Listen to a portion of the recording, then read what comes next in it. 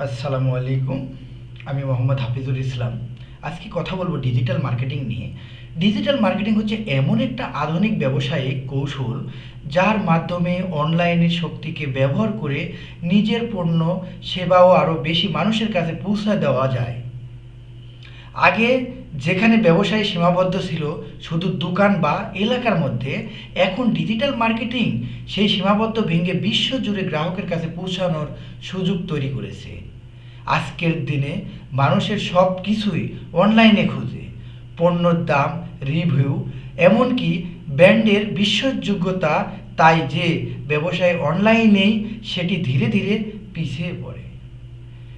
Digital মার্কেটিংয়ের মাধ্যমে ব্যবসা খুব সহজে গ্রাহকের আচরণ বিশ্লেষণ করতে পারে।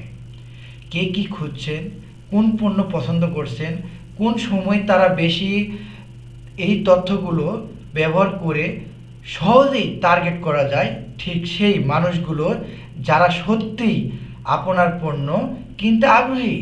Facebook ads, Google ads, SEO, YouTube marketing বা ইমেল ক্যাম্পেইন এসব ডিজিটাল মার্কেটিংয়ের গুরুত্বপূর্ণ অংশ, যা ব্যবসায়কে দ্রুত বৃদ্ধি করতে সাহায্য করে। মূলক কম, কিন্তু ফলাফল অনেক বেশি।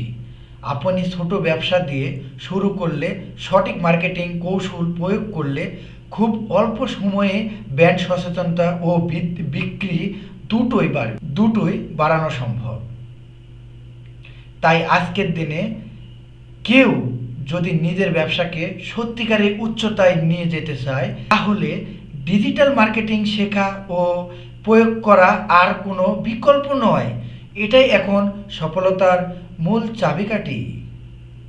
থ্যাংক ইউ সবাইকে।